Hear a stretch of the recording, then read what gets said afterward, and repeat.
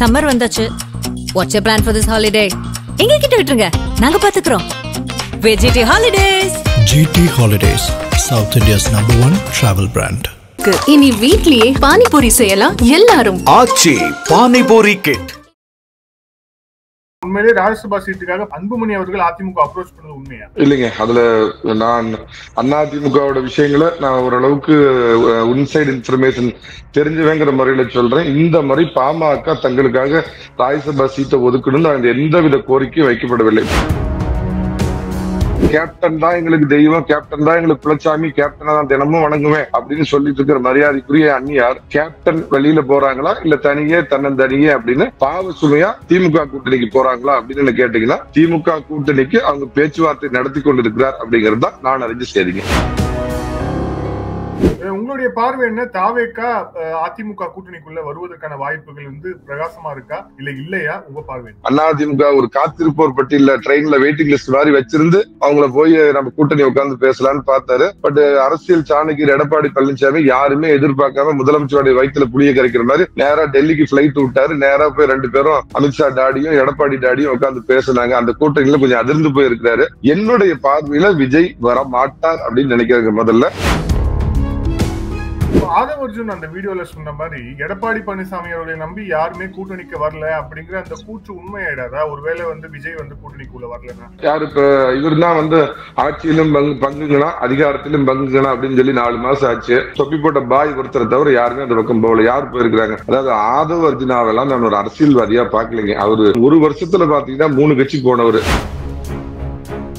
அணைய போற விளக்கு பிரகாசமா எரியும் அப்படின்னு தமிழ்ல ஒரு சொலவடை உண்டுங்க.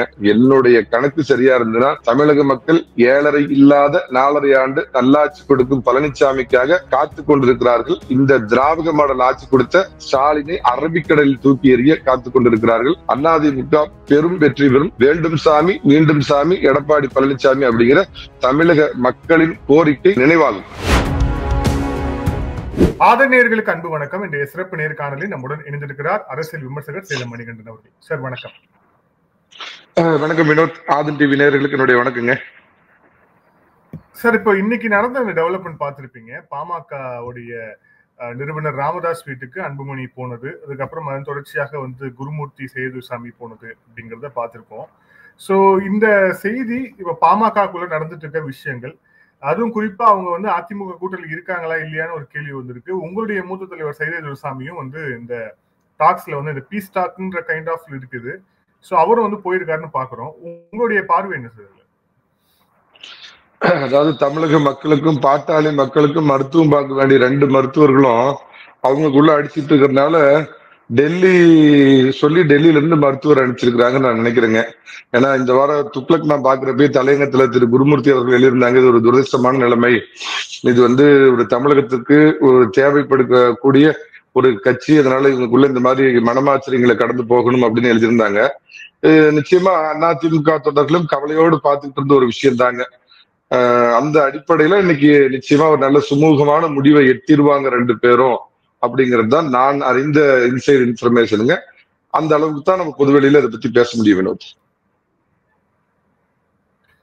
சார், இருந்தாலும் அதுல நிறைய சந்தேகம் இருக்கு. குறிப்பா அதிமுக இந்த 2 ராஜ்யசபா உறுப்பினர்கள், அதுல ஒரு உறுப்பினர் ஒரு சீட்டு பாமக குறிப்பா அன்புமணி அவர்கள் கேட்டதாகலாம் நிறைய தகவல் சொல்றாங்க.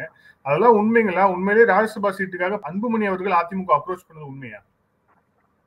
இல்லைங்க, அதுல நான் அதிமுகவோட விஷயங்களை நான் ஓரளவுக்கு இன்சைட் இன்ஃபர்மேஷன் தெரிஞ்சவேங்கிற முறையில சொல்றேன். இந்த மாதிரி பாமக தங்களுக்காக ராஜ்யசபா சீட்டை ஒதுக்கணும்னு எந்தவித கோரிக்கையும் வைக்கப்படவில்லை. மாறாக தேமுதிக அழுத்தம், புற அழுத்தம், ரத்த அழுத்தம் எகற மாதிரி எல்லா அழுத்தமும் கொடுத்தாங்க. அது வேற விஷயங்க. ஆனா பாமக தரப்புல இருந்து அந்த மாதிரி எந்த ஒரு கோரிக்கையும் வைக்கல. இது அவங்க 2 பேர்த்துக்குள்ள, அதாவது துரதிருஷ்டவசமா குடும்ப கட்சியில எல்லாத்துலயுமே இந்த பிரச்சனை ஏற்பட்டிருக்குங்க. இதே உங்களுக்கு ஒரு நினைவுறுத்துறேன். 10-15 ஆண்டுகளுக்கு முன்பு மூக அழகிரிய குறித்து மறைந்த திரு கலைஞர் அவர்கள் வந்தா என் நெஞ்சிலேயே எட்டி உதைச்சான், என் கண்ணு முன்னாடியே இப்ப இருக்கிற முதலமைச்சர் எனக்கு முன்னாடி செத்து போயிடுவான்னு சொன்னான்னு ஆக சிறந்த தமிழகத்தின் என்ன சொல்றதுங்க, அவரை விட ஒரு அரசியல் சாணக்கியரே இல்ல அப்படின்னு சொன்ன கலைஞருக்கே அந்த கதி ஏற்பட்டப்ப நான் முச்சந்தியில கட்டி அடிங்க, என் குடும்பத்துல இருந்து யாரும் வரமாட்டாங்க, எந்த நாற்காலியே மேசையிலையும் நாங்க உட்கார மாட்டோம்லாம் சொல்லிட்டு திரும்ப குடும்ப கட்சியா மாறி போன பாமக ஒரு பக்கம், 18 பேர் தீ குளிச்சு வைகோக்காக உயிரை விட்டு அந்த வைகோ இன்னைக்கு பாத்தீங்கன்னா போய் நாடாளுமன்ற வாசல் நின்று மன்னிப்பு கேள் கனிமொழியிடம் மன்னிப்பு கேள் அப்படின்னு எல்லாம் போனதுக்கு எல்லாமே இந்த குடும்ப ஆதிக்கம் தாங்க ஒரு காரணம், வாரிசு அரசியல் தான் ஒரு காரணம். அது இன்னைக்கு பாமகவிலையும் வந்திருக்குது. ஆனா அது தேசிய ஜனநாயக கூட்டணி நலன் கருதி, தமிழகத்தின் நலன் கருதி அது திரு ஆடிட்டர் குருமூர்த்தி, மரியாதைக்குரிய சைதை துரைசாமி 2 பேரும் அது நல்ல சுமூகமான முறையில பேசி அவங்களுக்குள்ள சில, அதாவது டாக்டருக்கு என்ன அப்படின்னா தான் இன்னமும் ஆக்டிவா இருக்கிறோம், கட்சியோடைய முடிவு நம்மளை கேட்டுதான் எடுக்கணும் அப்படிங்கிற எண்ணம் அவர்கிட்ட இருக்குதுங்க. அன்புமணி இது போதும், என்ன ஃப்ரீ ஹேண்டடா விடுங்க அப்படின்னு அவரு கேட்கிறார். அது 2 பேத்துக்குள்ள ஏற்பட்ட பிணக்கம், 2 பேரும் வீதியில இருந்து 2 பேரும் வெள்ளைக்காலர் கிளியிற மாதிரி அடிச்சுக்கிட்டாங்க. அதெல்லாம் தையல் போடுறதுக்கு டெல்லி டாக்டருக்கு வந்திருக்காங்க. நல்ல முறையில தையல் போட்டுருவாங்க. நிச்சயமா உங்களுக்கு இன்னைக்கு இரவு அல்லது நாளைக்கு 2 பேரும் தந்தை மகன் 2 பேருமே சேர்ந்து பத்திரிகையாளர்களை சந்திப்பாங்க. அவங்க மனமாச்சரியங்கள் களையப்படும். அதனால திமுகவுக்கு அடுத்த ஒரு குண்டு காத்திருக்குதுங்க. சார், தேமுதிக கூட்டணி, அதாவது தேமுதிகவுக்கு 2026 ராஜ்யசபா சீட் அப்படின்னு சொல்லிட்டு அறிவிச்ச பிறகு தேமுதிக இன்னும் எங்க கூட்டணியில் தான் தொடர்றாங்கன்னு சொல்லிட்டு KP முனுசாமி அவர்கள் அறிவித்த பிறகு பிரேமலதா அதுக்கு ஜனவரியில தான் நாங்க முடிவு எடுப்போம்னு சொல்றாங்க. இப்ப திடீர்னு பார்த்தா காங்கிரஸ் கமிட்டி தலைவர் செல்வ பெருந்தகை அவர்கள் நாங்க தேமுதிகவை திமுக கூட்டணிக்கு அழைக்கிறோம் அப்படின்னு சொல்றாரு. என்ன நடக்குது? தேமுதிக அதிமுக கன்ஃபார்மா இருக்காங்களா இல்லையா? இருக்காங்களா இல்லையா, உள்ள இருக்கிறாங்களா வெளியே இருக்கிறாங்களா, இல்ல உள்ள இருந்துட்டு வெளியே போயிட்டாங்களா, வெளியே போனவங்க உள்ள வருவாங்களா அப்படின்னு நீங்க கேட்கிற கேள்வி மாதிரி எனக்கு கொஞ்சம் குழப்பமா இருக்குதுங்க. அதாவதுங்க, கலைஞர் அவர்கள் ஒரு முறை கேட்டப்ப, நீங்க இந்த நாட்டினுடைய பிரதமர் ஆவீர்களான்னு கேட்டப்ப, என்னுடைய உயரம் எனக்கு தெரியும் அப்படின்னு சொன்னாருங்க. தேமுதிக மறைந்தும் மறையாத திரு கேப்டன் விஜயகாந்த் அவர்கள் தலைமையில இருந்தப்ப அது என்ன உயரத்துல இருந்தது, அது அப்புறம் இந்த மக்கள் நல கூட்டணின்னு ஒரு கூட்டணியை வச்சு தொடர் சரிவுகளை சந்தித்து இன்னைக்கு அதோட வாக்கு பலம் என்ன அப்படிங்கிறது எல்லாத்துக்குமே தெரியுங்க. இதுல ஒன்னும் அரண்மனை ரகசியம்லாம் எதுவுமே கிடையாது. அங்காடியில பேசுற சாதாரண பரிச்சயமான விஷயம் தாங்க இது. அப்படி இருக்கிறப்ப திரு எடப்பாடி பழனிசாமி அவர்கள் கடந்த 2024 பாராளுமன்ற தேர்தலப்ப வாக்குறுதி கொடுத்தது நிஜம், அதை நான் மறுக்கல. வாக்குறுதி நான் பாக்குறேன், உங்களுக்கு நிச்சயமா நான் இதை கன்சிடர் பண்றேன்னு சொல்லியிருந்தாங்க. அவர் மனதில் வைத்துக் கொண்டு சொன்னது 2026 மரியாதைக்குரிய தம்பிதுரை திரு CV சண்முகம் அவர்களுடைய இடம், அந்த ராஜ்யசபா இடம் காலி ஆகிறப்ப கொடுக்கலான் இருந்தாரு. பட் அவங்க ரொம்ப அறிவறியா எனக்கு இப்பயே கொடுக்கணும் அப்படின்னு கேட்கிறப்பதான் முன்னாடி ஒரு பிரஸ் மீட்ல சொன்னார், அந்த மாதிரி எங்களுக்குள்ள எந்த ஒப்பந்தமும் போடப்படவில்லை அப்படின்னு திரு எடப்பாடி பழனிசாமி அவர்கள் சொல்லிட்டு இப்ப என்ன சொன்னா, இது எல்லா அரசியல்வாதிங்க, அதுவும் எடப்பாடி பழனிசாமி ஒரு சாணக்கியர், ராஜாஜிக்கு அப்புறம் சேலம் மாவட்டத்துல ஒரு அரசியல் சாணக்கியர். ஒரு நான் வாதத்துக்காக திருப்பி கேட்கற வேணும். இப்ப அவங்களுக்கு சீட்டு கொடுத்துட்டு அவங்க நாளைக்கு ஏதோ ஒரு காரணத்தை சொல்லி திமுகவோட போய் சேர்றதுக்கு வாய்ப்பு இருக்குது இல்ல. ஏன்னா திமுகவிலேயே எங்க பக்கமும் பேசிட்டு அந்த பக்கமும் பேசுறாங்கன்னு நம்ம காட்ஃபாதர் துரைமுருகனால் விமர்சிக்கப்பட்ட கட்சி அது. அதனால தேர்தல் எல்லாம் கணக்கில் கொண்டு, 2வதுங்க இந்த முறை இருந்த அதிமுக வாய்ப்பு 2 சீட் தான் வாய்ப்பு இருந்ததுங்கிறப்ப, எதிர்த்தரப்புல குறிப்பா ஒரு மைனாரிட்டி 2 சமுதாயத்தை சேர்ந்தவங்களையும் நிறுத்திருக்கிறப்ப அந்த 2 சீட்டுமே அதிமுக தான் நிறுத்தணும் அப்படிங்கிற ஒரு நிலைப்பாடு முதல்லைங்க. அதுக்கெல்லாம் முதல்ல ஏற்கனவே 2 பேத்துக்கு அதிமுக அந்த மாதிரி தாரை வார்த்து கொடுத்துச்சுங்க. ஒரு டீசென்டான அரசியல் பண்ற திரு GK வாசன் அவர்களுக்கும் இதே அன்புமணிக்கும் கொடுத்தப்ப, பாஜக வேணுமா இல்ல உங்களுக்கு சீட்டு கொடுத்த அதிமுக வேணுமாங்கிறப்ப 2 பேரும் அப்படி நேர் எதிர் நிலைப்பாடு எடுத்தவங்க 2 பேருமே. அப்படிங்கிறப்ப இதெல்லாம் கூட்டி கழிச்சு பார்த்தா 2026 தரோம் அப்படின்னு சொல்லியிருக்காங்க. பட் இதை மட்டும் தேமுதிக ஒரு பிரதான காரியமா வச்சு போகும் நான் நினைக்கலைங்க.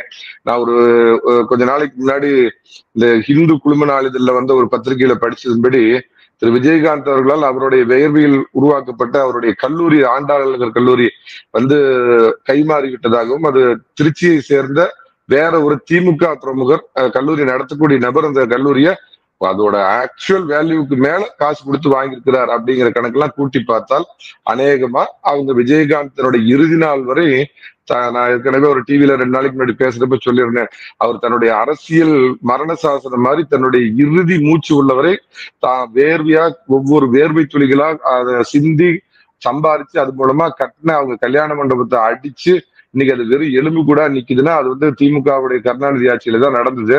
அவர் தன்னுடைய இறுதி மூச்சு உள்ள வரைக்கும் திமுகவோட கூட்டணி வைக்கல. அவங்களும் எவ்வளவோ முயன்றதோ, பழம் நழுவி பாலில் விழுந்தது அப்படி இப்படிலாம் ஆஃபர் கொடுத்து பார்த்து அவர் வாழ்நாளில் அவர் கட்சி ஆரம்பிச்சதுக்கு அப்புறம் கூட்டணி வச்சது அதிமுகவோட 2011, அதுக்கு பின்னாடி பாரதிய ஜனதாவோட.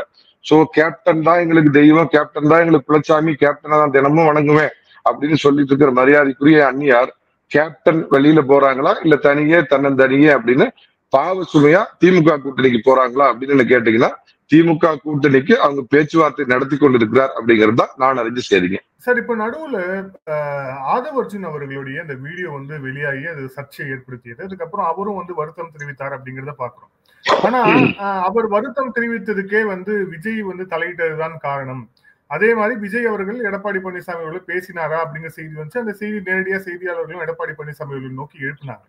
இதுல ஒரு சாஃப்ட் அப்ரோச் வந்து இருக்கு அப்படின்னு சொல்லப்படுது. அதே மாதிரி வந்து விஜய் அவர்கள் பேசியிருக்காரு அப்படின்னா அப்போ வந்து இந்த கூட்டணி தொடர்பான விஷயங்களும் இன்னும் போய்கொண்டிருக்கா அப்படிங்கிற ஒரு கேள்வியும் இருக்கு. உங்களுடைய பார்வை என்ன? தாவேக்கா அதிமுக கூட்டணிக்குள்ள வருவதற்கான வாய்ப்புகள் வந்து பிரகாசமா இருக்கா இல்ல இல்லையா? உங்க பார்வை என்ன? அதாவதுங்க, மோடி எதிர்ப்பு அப்படிங்கிற ஒற்றை புள்ளிய வச்சுக்கிட்டு இந்த மோடி மஸ்தான் வேலையை வச்சுக்கிட்டு கொள்கையே இல்லாத கம்யூனிஸ்ட், காங்கிரஸ், திமுக, விடுதலை சிறுத்தைகள் வெவ்வேறு கொள்கைகளை கொண்ட அதுக்கு ஒரு உருவத்தை கொடுத்தீங்க அப்படின்னா முகம் பார்த்தா குதிரை மாதிரி இருக்கும், உடம்பு பார்த்தா யானை மாதிரி இருக்கும், பின்பக்கம் பாத்தீங்கன்னா வந்து எலி மாதிரி இருக்கக்கூடிய அந்த கூட்டணி ஒண்ணுங்க அமைச்சுக்கிட்டு அவங்க கேட்கறதுக்கு சொல்ற காரணம் என்னன்னு கேட்டீங்கன்னா மோடி எதிர்ப்பு என்ற ஒற்றை புள்ளி. அந்த மாதிரி திராவிட மாடல் ஆட்சி எதிர்ப்பு, திராவிட அல்ல திராவிட நாயகன் ஸ்டாலின் எதிர்ப்புங்கிற ஒற்றை புள்ளிக்கு இந்தியா, மலேசியா, சிங்கப்பூர், இலங்கை எந்த நாட்டுல இருந்து வேணாலும் உள்ள கட்சியை சேர்த்துக்குவோம், சீனாவை தவிர, பாகிஸ்தானை தவிர, துருக்கியை தவிர அப்படிங்கிற ஒரு ஸ்டாண்டு அதிமுகவோட ஸ்டாண்டுங்க. அப்படி இருக்கிறப்ப அவர் என்ன சொல்றாரு, அதாவது கொள்கை எதிரி தான் அரசியல் எதிரியாவும் இருக்க முடியுங்க. அரசியல் எதிரி ஒரு மாதிரி தனிப்பட்ட முறையிலையும் கொள்கை எதிரி வேற மாதிரி இருக்க முடியாது. பட் அவர் வச்சுக்கோங்க. ஆனால் வந்து அவரையும் அதிமுக எதிர்பார்க்கறதுல தவறு இல்லைன்னு நான் நினைக்கிறேன். ஏன்னா ஒரு ஓட்டுகள் கூட சிந்தக்கூடாது. அதனாலதான் ஒரு கடந்த தேர்தலில் 0.5% குறைவான ஓட்டு வாங்கின தேமுதிக கூட மதிச்சு திரு எடப்பாடி பழனிசாமி 2026 உங்களுக்கு ஒரு ராஜ்யசபா சீட்டு தரோம் அப்படிங்கிறது சொன்னதுல அதோட நோக்கம் என்ன அப்படின்னு பாத்தீங்கன்னா இந்த திமுகவுக்கு எதிராக அவங்க பண்ற பணம், அவங்க கிட்ட இருக்கிற இன்னைக்கு அதிகார துஷ்பிரயோகம், கோடிக்கணக்கா ஊழல் பண்ணி வச்சிருக்கிற பணத்தை எதிர்த்து அவங்கள வீழ்த்தணும் அப்படின்னா ஒற்றை ஓட்டு கூட சிதறக்கூடாதுங்கிற அடிப்படையில விஜய் வருவார் அப்படின்னு சில 2ஆம் கட்ட தலைவர்கள் அதிமுகவுல எதிர்பார்ப்பு இருக்கிறது உண்மைதான். 2 பேரும் ஒரு சாஃப்ட் நேச்சர்ல இருக்காங்க. எதுக்கு நாம வந்து தேவையில்லாம விஜய விமர்சனம் பண்ணணும் அப்படின்னு அதிமுக தரப்புல நினைக்கிறதும் அவருக்கு அதே மாதிரி ஒரு ஷாக் ஆகி போச்சுங்க. அதாவது அவரு நம்ம டிசம்பர்ல கூட்டணி அறிவிக்கிறேன்னு சொல்லலாம். அப்ப திடீர்னு நம்ம சுற்றுப்பயணம் போனோம், தமிழ்நாடு முழுக்க பார்த்தோம், எங்களுக்கு 20% ஆதரவு இருக்குது, 30% ஆதரவு இருக்குன்னு அதிமுக ஒரு காத்திருப்போர் பட்டியல ட்ரெயின்ல வெயிட்டிங் லிஸ்ட் மாதிரி வச்சிருந்து அவங்கள போய் நம்ம கூட்டணி உட்கார்ந்து பேசலான்னு பார்த்தாரு. பட் அரசியல் சாணக்கியர் எடப்பாடி பழனிசாமி யாருமே எதிர்பார்க்காம முதலமைச்சருடைய வயிற்றுல புளிய கரைக்கிற மாதிரி நேரா டெல்லிக்கு பிளைட் விட்டாரு. நேரா போய் 2 பேரும் அமித்ஷா டாடியும் எடப்பாடி டாடியும் உட்கார்ந்து பேசினாங்க. அந்த கூட்டணியில கொஞ்சம் அதிர்ந்து போயிருக்கிறாரு. ஆனாலும் அவர் வர்றதுக்கு வாய்ப்பு இருக்கிறதா சில நோக்கர்கள் சொல்றாங்க. என்னுடைய பார்வையில விஜய் வர மாட்டார் அப்படின்னு நினைக்கிறாங்க முதல்ல.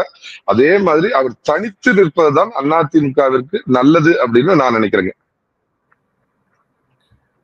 இல்ல, ஓட்டு செதறக்கூடாது அப்படின்னு எடப்பாடி பழனிசாமி அவர்கள் சொன்ன கருத்தை ஆதரிக்கிறீங்க. ஆனா தனித்து நிக்கிறது சரின்னு சொல்றீங்க. தனித்து நின்னாதான் ஓட்டு செதறுமே. இப்ப பக்கத்து மாநிலத்துக்கு வந்து புரியாம பேசி சண்டை இழுத்து விட்டாரு கமல் மாதிரி நான் ஒரு கணக்கு சொல்லட்டுங்களா? அதாவது தனியார் நிற்பதனால் வருகின்ற பலனும் பலனால் ஏற்படுகின்ற தனியார் நிற்பது அப்படின்னு சொல்றதுல உள்ள பாசிட்டிவ் பாயிண்டையும் பாசிட்டிவும் நெகட்டிவும் கூட்டி பாத்தீங்கன்னா பாசிட்டிவ் தான் வரும் அப்படிங்கிற அடிப்படையில நெகட்டிவா பேசாம பாசிட்டிவா பேசுறேன். ஏதாவது புரியுதுங்களா? இல்ல சார், புரியலையே சார். கொஞ்சம் கமல் மாதிரி பேசுறேங்க, அவரோட ரசிகர் நானு, அவர் மாதிரி பேசுறேன். போட்டுக்கு நான் விஷயத்துக்கு நேரா வரேங்க. அதாவது மரியாதைக்குரிய புரட்சி தலைவி காலத்திலேயே வந்து பாத்தீங்கன்னா மைனாரிட்டி ஓட்டுகள் அதிமுகவுக்கு வராது, குறைந்தபட்ச அளவு தான் வந்ததுங்கிறது நிதர்சனமான உண்மை. தமிழக அரசியல் வரலாற்றுல முதலா பாத்தீங்கன்னா சிறுபான்மை சமுதாயத்தை சேர்ந்த ஒரு வசீகரமான தலைவரா விஜய் இன்னைக்கு உருவெடுத்திருக்கிறார். அதை யாரும் மறுக்க முடியாது. அப்படிங்கிறப்ப அதிமுகவுக்கு சிறுபான்மையினர் ஓட்டு வராது. சிறுபான்மை சமுதாயத்தை சேர்ந்த விஜய் இன்னைக்கு ஒரு தனி இயக்கம் கண்டிருக்கிறப்ப எந்த உழைப்பும் இல்லாம அதிமுக வந்து -12 ஆரம்பிக்கணும். ஆனா ஏன்னா பிஜேபி இருக்கிறதுனால சொல்லுவாங்க அப்படி சல்லிசா 12-13% ஓட்டுங்கிறது திமுகவுக்கு போயிட்டு இருந்தது. தான் சார்ந்த கிறிஸ்துவ சமுதாய ஓட்டுகளை பெருமளவுக்கு விஜய் பிரிப்பார். நம்பர் 1. நம்பர் 2, இஸ்லாமிய சகோதரனாக தன்னை காட்டிக் கொள்றார். அவங்க மேல அதீத பாசமுள்ளவரா அவர் இருக்கிறதுனால இஸ்லாமிய ஓட்டுகளையும் பிரிப்பார். நம்பர் 2. நம்பர் 3 பாத்தீங்கன்னா அதாவது ஓட்டு கேட்க வர்றப்ப தகுதி தெரியல, நோட்டு கொடுக்க வர்றப்ப மட்டும் தகுதி கேட்பியா அப்படின்னு இந்த 1 கோடி பேர் 1.25 கோடி பேர் வந்து உரிமை தொகை வாங்கிட்டு இருக்காங்க. கிடைக்காதவங்க அப்படியே விட்டுருங்க, அவங்க நிச்சயமா எதிர்பார்த்தா ஓட்டு போடுவாங்க, அது அதிமுக வரும். கிடைச்சவங்கல இருக்கிற அந்த பெண்கள், இளம்பெண்கள் ஓட்டு, இதெல்லாம் திமுக பக்கம் வந்து விஜய் சல்லிசா பிரித்தெடுப்பார். ஒருவேளை அதிமுகவோட ஒரு கூட்டணி வச்சா இளைஞர்களோட, இளம்பெண்களோட ஓட்டு லாபமா இருந்தாலும் அந்த மறுபடியும் சிறுபான்மையினர் ஓட்டுகள் மொத்தமா கன்சாலிடேட் ஆகி திமுகவுக்கு போயிடும். சோ அதுல லாப கணக்கு பாத்தீங்கன்னா நஷ்டத்துக்கு நஷ்டம், லாபம் இல்ல, லாபத்துக்கு லாபம், நஷ்டம் இல்ல அப்படிங்கிற மாதிரிதான் போகும். அதனால என்னுடைய இது என்னன்னா, விஜய் தனியா நிக்கட்டும், அவருக்கு போகக்கூடிய சிறுபான்மை ஓட்டுங்கிறது அதிமுகவுக்கு வரக்கூடியது அல்ல, அது திமுக கூட்டணிக்கு ஒரு பெரிய பாதிப்பை ஏற்படுத்தும், அது அதிமுகவுக்கு லாபம் அப்படின்னு இந்த அடிப்படையில தாங்க நான் சொல்றேன். இல்ல சார், ஆனா ஆதவ அர்ஜுன் அந்த வீடியோல சொன்ன மாதிரி எடப்பாடி பழனிசாமி அவர்களை நம்பி யாருமே கூட்டணிக்கு வரல அப்படிங்கிற அந்த கூற்று உண்மையாயிடாதா? ஒருவேளை வந்து விஜய் வந்து கூட்டணிக்குள்ள வரலன்னா யாரு இப்ப இவர் தான் வந்து ஆட்சியிலும் பங்குங்களா, அதிகாரத்திலும் பங்குங்களா அப்படின்னு சொல்லி 4 மாசம் ஆச்சு. நம்ம அந்த தொப்பி போட்ட பாய் ஒருத்தரை தவிர யாருமே அந்த பக்கம் போகல. யார் போயிருக்கிறாங்க? அதாவது ஆதவ அர்ஜுனாவெல்லாம் நான் ஒரு அரசியல்வாதியா பாக்கலைங்க. அவரு ஒரு வருஷத்துல பாத்தீங்கன்னா 3 கட்சி போனவர். அவரு பாத்தீங்கன்னா நம்ம செல்வ பெருந்தகைக்கு தம்பியா இருப்பாரு. செல்வ பெருந்தகை தான் 5 கட்சிக்கு போய் காங்கிரஸோட துரதிருஷ்டம் அங்க உட்கார்ந்து இருக்கிறாரு. எவ்வளவு பெரிய தீரர் சத்தியமூர்த்தி, கர்ம வீரர் காமராஜர், இந்த மாதிரி தலைவர்கள்லாம் இருந்த வாழப்பாடி ராமமூர்த்தி, மூப்பனார்லாம் உட்கார்ந்த இடத்துல ஒரு 3ஆம் தர நபர் இன்னைக்கு உட்கார்ந்துருக்காரு. அது வேற விஷயம். நான் சப்ஜெக்டுக்கு வரேன். என்ன அப்படின்னு கேட்டீங்கன்னா, Aadhav Arjuna started with DMK, அவங்களோட இருந்தாருங்க. அவங்களுக்கு ஏதோ மறைமுகமா உதவி பண்ணாரு. திடீர்னு பாத்தீங்கன்னா ஓவர் நைட்ல பாத்தீங்கன்னா போய் விசிகாவில சேர்ந்தாரு. அங்க பாத்தீங்கன்னா தலை வந்து வாழாட்டலாம், வாழு தலையாட்டுச்சு. அப்போ நேரம் பார்த்து என்ன பண்ணாரு, அவரு வெளியேற்றினாரு. அதிமுகவோடு பேசினார். அதிமுக எனக்கு அந்த பொறுப்பு தரணும், இந்த பொறுப்பு தரணும் அப்படின்னு பேசினாரு. அதெல்லாம் ஆகாது தம்பி, இதுல சீனியர் எல்லாம் நிறைய பேர் இருக்கிறாங்க, வந்து சேர்ந்து நீங்க வந்து செயல்படுங்க பாக்கலாம்னு அவர் விஜய் கிட்ட அவர் போயிருக்கிறார். அதனால அவரு இன்னும் அந்த கட்சியோடைய ஒரு டாலஸ்ட் லீடர்லாம் இல்லைங்க. நீங்க பாருங்க, அவரு இந்த மாதிரி தன்னிச்சையா செயல்படுறதுனால அநேகமா விஜய் அந்த கட்சியில இருந்து அவர் ஓரங்கட்டப்படுவார். புஷி ஆனந்த் சொல்லியிருக்கிறார் அப்படின்னா அதை நம்ம சீரியஸா எடுத்துக்கலாம். 2வது, இந்த திரைமறைவுல ஒரு தலைவர்களை பத்தி ரொம்ப தரக்குறவா. எனக்கு வந்து நான் 4வது படிக்கிற காலத்துல இருந்து எனக்கு துக்ளக் நான் படிச்சு வளர்ந்தவன். எனக்கு திமுக எதிர்ப்புங்கிறது என் ரத்தத்திலேயே ஊர்ன விஷயம். ஆனா திரு கருணாநிதியை குறிப்பிடுறப்ப திரு கருணாநிதி அப்படின்னோ இல்ல கலைஞர்னோ இப்படிதான் நான் குறிப்பிடுவேன். வழி தனிப்பட்ட முறையிலேயே அப்படித்தான் பேசுவேன். அவரு கத்துக்கிட்ட வந்து அரசியல் பாடம் அப்படித்தான் இருக்குது. அதாவது கார்பரேட் அரசியலுங்க, பாக்கெட்ல வச்சுட்டு இருக்கிற கருப்பு பண அரசியல், அது கொடுக்குற திமிருத்தனமான பேச்சு வாயில வெளிப்படுது. அவரு பாத்தீங்கன்னா கூடிய சீக்கிரம் இந்த கட்சியில இருந்து அவர் ஓரங்கட்டப்படுவார், வெளியேற்றப்படுவார். ஐ திங்க் அவர் வந்து இஸ் எ பொலிட்டிக்கல் புரோக்கர்.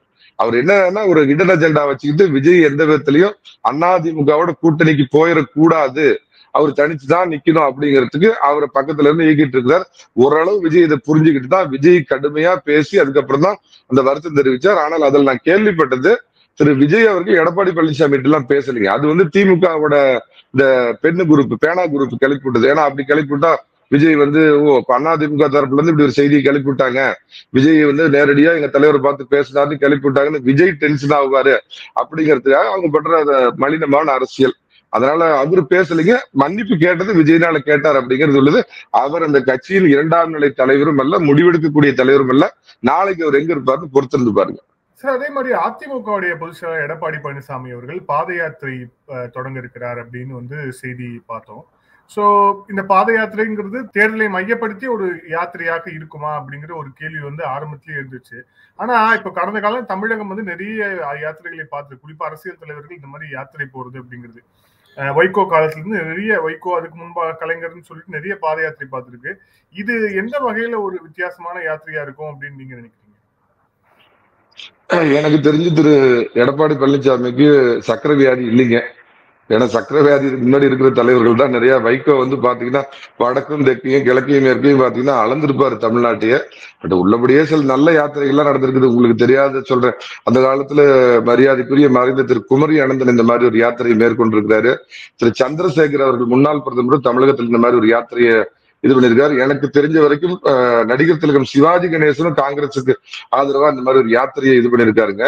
நான் அறிந்தவரை எடப்பாடி பழனிசாமி யாத்திரை அந்த மாதிரிலாம் போகலைங்க. அதுக்கான காலக்கெடும் ரொம்ப குறைவா இருக்கிறதுனால, கட்சி பணிகளை பார்க்கறதுனால தமிழகம் முழுக்க ஒரு சுற்றுப்பயணம், அதாவது எல்லா தொகுதிகளையும் டச் பண்ற மாதிரி ஒரு சுற்றுப்பயணம் போறதுக்கு திட்டமிட்டு இருக்காரு. குறிப்பா இந்த அதிமுக வீக்கு, அதிமுக பெண்டு, அதிமுக வளைஞ்சு போச்சு, அதிமுக உடைஞ்சு போச்சு அப்படின்னு சொல்ற தென் மாவட்டங்களை குறி வச்சு அந்த பகுதியில அவர் தொடங்க உள்ளதா நான் கேள்விப்பட்டேன். அது வந்து பிப்ரவரி மாதமே அவர் தொடங்குறதா இருந்தது. பட் அடுத்தடுத்து கட்சியுடைய மற்ற நிகழ்ச்சிகள், சட்டமன்றம் இதெல்லாம் வந்ததுனால ஒத்தி போட்டிருக்க.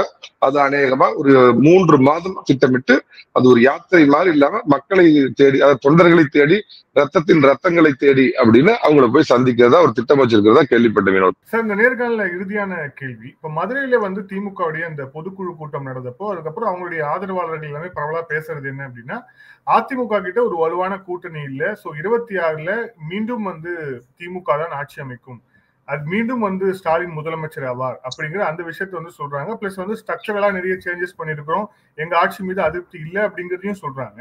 இதுல உங்களுடைய பார்வை என்ன சார்? 2011 தேர்தல்லாம் முடிஞ்சு தேர்தல் ரிசல்ட் அறிவிக்க போற இன்னைக்கு காலையில கூட இந்த மாதிரிதான் திமுக காரங்க சொல்லிட்டு இருந்தாங்க. பட் சுனாமி எதிர்ப்பு அலைன்னு அடிச்சு திரு கருணாநிதி அவர்கள் 3ஆம் இடத்துக்கு போனார். அதிமுக பெரும் வெற்றி வாங்கி சூடி கேப்டன் விஜயகாந்த் 2வது இடத்துக்கு வந்து 3வது இடத்துக்கு எப்படி போனாங்களோ அந்த மாதிரி அவங்க என்ன சொன்னாங்க, முதல்ல பாத்தீங்கன்னா ஒரு நம்பிக்கையில இருந்தாங்க. எந்த விதத்திலையும் எடப்பாடி பழனிசாமி 3036 வரைக்கும் பிஜேபியோட கூட்டணி இல்லைங்கிறாரு. அவர் அப்படியே உசுப்பேத்தி விட்டு தூண்டி விட்டு அப்படியே வச்சுக்கிட்டோம்னா நல்லதுன்னு பார்த்தாங்க. சட்டார்னு போனாரு, டெல்லியில போனாரு, பாய் உட்காந்து பேசினாங்க. சுமூகமா முடிஞ்ச உடனே அதுல பெரிய உங்களுக்கு ஒரு ஷாக்கிங் ஆகி போச்சுங்க. அப்புறம் இன்னொன்னு ஆரம்பிச்சாங்க, அதிமுக நல்ல கட்சி, பலமான கட்சி, புரட்சி தலைவர் நல்லவர், புரட்சி தலைவி நல்லவர்னு இவனுங்க திமுக காரணங்க முதல கண்ணீர் வடிக்கிறாங்க. பொருந்தாத கூட்டணி, தமிழகம் ஏற்காத கூட்டணினா ஸ்வீட் எடு கொண்டாடுன்னு இருக்கணும். ஒரு மாசம் எல்லா டிவிலையும் ஒப்பாரி வச்சு பார்த்தாங்க. எடப்பாடி பழனிசாமி விழித்து கொண்டவர் எல்லாம் பிழைத்து கொண்டார் அப்படின்னு இந்த கூட்டணியை வச்சாரு. இப்ப இந்த பாமகவுல ஒரு விஷயத்த நான் மறந்து போயிட்டேங்க. இது ஒரு உறுதிப்படுத்தப்படாத தகவல் தான். ஆனால் நான் கேள்விப்பட்டது அரசியல் அரங்கத்தில் என்னன்னா, டாக்டர் ராமதாஸ் அவர்களுக்கு பின்புலமாக சபரீசன் இருந்து இயக்கி கொண்டிருக்கிறார்.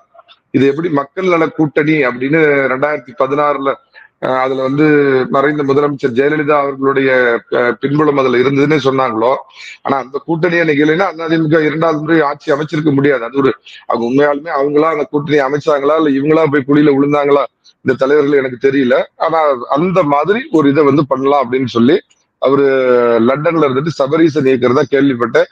அதையெல்லாம் தாண்டி இன்னைக்கு டெல்லி வாத்தியாருங்க வந்திருக்கிறாங்க. அதனால அது சரியா போகும். சோ அவங்க மாநாடு போட்டதுக்கு முதல்ல எப்படி வந்து அவங்களுக்கு வந்து என்ஓசி சர்டிபிகேட் கிடைச்சுன்னு தெரியல. ஆனா அங்க ஒரு டான் இருப்பாரு, தென்னகத்து டான் இருப்பாரு, கொஞ்சம் வயசாகி போச்சாட்டு இருக்குது.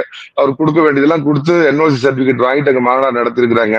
ஒண்ணு நல்லா தெரிஞ்சுக்குங்க, அணைய போற விளக்கு பிரகாசமா எரியும் அப்படின்னு தமிழ்ல வந்து ஒரு சொல்லவடை உண்டுங்க. அவங்க அதே மாதிரி கனவு காணுவாங்க. அவரு ஏன்னா முதலமைச்சர் பாருங்களா, அவர் சொல்றதை பார்த்தா 234 தொகுதியில வெற்றி பெறுவோம், கண்ணு கெட்டின தூரம் வரைக்கும் எதிரிலாம் சொல்ல மாட்டேன், ஆனா யாருமே எங்களுக்கு எதிரா இல்ல அப்படின்னு என்னென்னமோ பேசிட்டு இருக்காரு. என்னுடைய கணக்கு சரியா இருந்ததுன்னா நான் இன்றளவும் ஒரு கிராமப்புறத்திலேயே வாழ்ந்து கொண்டிருக்கோம். 2011ல இவங்க அப்பாவுடைய ஆட்சிக்கு என்ன ஒரு சுனாமி அடிச்சதோ அந்த மாதிரி சுனாமி இருக்குது. தமிழக மக்கள் 7.5 இல்லாத 4.5 ஆண்டு நல்லாட்சி கொடுக்கும் பழனிசாமிக்காக காத்து கொண்டிருக்கிறார்கள். இந்த திராவிட மாடல் ஆட்சி கொடுத்த ஸ்டாலினை அரபிக்கடலில் தூக்கி எறிய காத்து கொண்டிருக்கிறார்கள். இதுல 2011 பாத்தீங்கன்னா அந்த பக்கம் ஒரு பெரிய கூட்டணி திமுக பக்கம் நின்னுச்சுங்க. ஆனா விஜயகாந்த் மட்டுமே சேர்த்துனாங்க. ஆனா விஜயகாந்த் கூட வேண்டாம் அப்படின்னு அம்மா ஒரு நிலைமை எடுத்து நம்ம தனியாகவே பார்த்துருங்க. மரியாதைக்குரிய இந்த நாட்டு நலன் மீது அக்கறையுள்ள திரு சோ அவர்கள் வந்து அம்மாவை வலியுறுத்தி இல்ல அந்த மாதிரி தனியா ஒரு ரிஸ்க் எடுக்க வேண்டாம், மீண்டும் திமுக உட்கார்ந்து ஆபத்து அப்படிங்கிற அடிப்படையில பாத்தீங்கன்னா விஜயகாந்தோட ஒரு கூட்டணி ஏற்படுறதுக்கு இன்னைக்கு முதன்மை காரணமா இருந்த ஒரு திரு சோ அவர்கள். அதே மாதிரி இன்னைக்கு ஒண்ணு வேண்டாம் வினோத், இன்னைக்கு வந்து பிஜேபி ஆல்ரெடி இந்த கூட்டணியில இருக்கு, பாமக உறுதியா அந்த கூட்டணிக்கு வரும், தேமுதிக அநேகமா அதிமுக முதுகுல குத்துன்னு நினைக்கிறேன். அவங்க இதுல இடம்பெற மாட்டாங்க. இந்த கூட்டணியே பலமான கூட்டணியா இருக்குங்க. மக்கள் எதிர்ப்பு சுனாமி அலை அப்படிங்கிறது ஏறத்தாழ ஒரு 7-8% வாக்குகள் அதிகமா வர்றப்ப அதிமுக பெரும் வெற்றி பெறும். வேண்டும் சாமி மீண்டும் சாமி எடப்பாடி பழனிசாமி அப்படிங்கிற தமிழக மக்களின் கோரிக்கை நினைவாகும். நன்றி சார். பல்வேறு கேள்வி. Thank you sir. Thank you so much.